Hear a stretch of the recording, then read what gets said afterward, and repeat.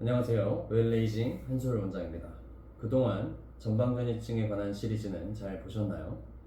허리도 아프고 다리도 저린데 내 상태가 어떤지 잘 몰라서 막막한 분들에게 조금이나마 도움이 되었으면 좋겠습니다.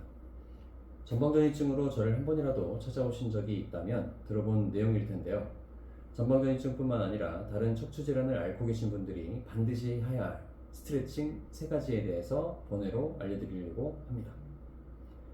목, 허리 디스크, 협착증, 전방전이증, 섬유근육통 등 근골격계 질환으로 목과 어깨가 굽고 허리도 굽어서 왠지 모르게 키도 주는 것 같고 점점 몸이 왜소해지는 느낌을 받는 분들에겐 꼭 필요한 스트레칭입니다. 이전 영상에서도 각각의 근육에 대해 설명을 나눠서 하긴 했지만 이번엔 종합 선물 세트처럼 3가지 스트레칭을 한꺼번에 할 수 있는 방법을 알려드리겠습니다. 같이 한번 따라해 보시죠. 첫 번째 스트레칭은 SCM입니다. 흉쇄 유돌근이라고도 하는 이 근육은 목을 앞으로 숙이거나 누가 나를 불러서 뒤를 돌아볼 때 사용되는 근육입니다. 목 뒤의 유형돌기에서 시작하여 쇄골과 흉골까지 연결되어 있는 근육이기에 흉쇄 유돌근이라고 명칭하고 SCM이라고도 합니다. 이 근육이 뭉치거나 아프면 두통, 시력 저하, 치통, 목 통증, 이명 등의 다양한 두면부 질환이 생기고 몸이 찌뿌둥하면서 아침에 일어날 때 개운하지 않습니다. 그럼 이 근육을 스트레칭하는 방법을 같이 배워보겠습니다. 엄지와 검지를 사용하여 반대편의 SCM 근육을 찾아봅니다. 귓볼의 아래 라인을 따라서 쭉 내려가다 보면 대각선 방향으로 두껍고 길게 늘어져 있는 흉쇄 유돌근을 만져볼 수 있습니다. 살짝 힘을 줘서 눌러보면 제법 날카로운 통증이 머리부터 목까지 찌릿찌릿하게 나타납니다. 위아래를 쭉쭉 짜주듯이 엄지와 검지로 제대로 눌러보면서 되도록 더 아픈 부위를 힘줘서 마사지하듯 스트레칭 해주시면 SCM 근육이 잘 이완되며 굽은 목과 어깨의 피로가 풀립니다.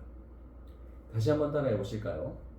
귀와 턱 아래쪽으로 대각선 모양으로 두꺼운 SCM을 엄지와 검지로 찾은 다음 당기는 듯한 느낌으로 근육을 축지하여 위에서 아랫방향으로 쭉쭉 짜두듯이 눌러 내려갑니다.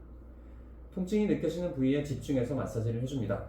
이때 목은 반대편으로 돌린 상태에서 해주시면 SCM을 더 잘 누를 수 있습니다. 두 번째 스트레칭은 소흉근입니다. 소흉근은 3번에서 5번 갈비뼈에서 어깨뼈까지 이어져 있는 단단한 근육인데 이 근육이 단축되면 어깨가 굽고 목이 앞으로 빠지면서 라운드 숄더가 됩니다. 소흉근을 풀어주기 위해서는 준비 동작이 필요합니다. 한쪽 어깨를 바깥으로 들어올리면서 손바닥을 위로 향하게 돌려줍니다. 이 자세를 경관절 외전, 외회전이라고 하는데 보시는 것처럼 어깨를 들어올리게 되면 소흉근이 스트레칭을 하지 않아도 가장 늘어진 상태로 고정됩니다. 이 자세에서 어깨 앞쪽과 가슴을 이어주는 중간 부위에 앞뒤로 엄지와 검지를 이용하여 꾹꾹 눌러줍니다. 이 부분도 평상시에 풀어주지 않는 근육이다 보니 생각보다 찌르는 듯한 통증이 더 발생합니다. 아픈 부위를 위주로 앞뒤로 꾹꾹 눌러주고 풀다 보면 시원한 느낌이 들면서 어깨 쪽이 편안해지는 것을 느낄 수 있습니다. 다시 따라해 보실까요? 어깨를 바깥으로 벌리면서 손바닥을 위로 보게 돌려줍니다. 경관절 앞쪽으로 단단하게 뭉쳐있는 흉근이 손끝에 만져지면 앞뒤로 눌러서 풀어줍니다. 아픈 부위를 더 적극적으로 눌러주고 풀어주면 라운드 숄더도 교정이 되면서 어깨가 편안해지는 것을 느낄 수 있습니다. 마지막 3번째 근육은 바로 장요근입니다. 앞선 영상에서 장요근에 대해 여러 번 강조를 했었는데요.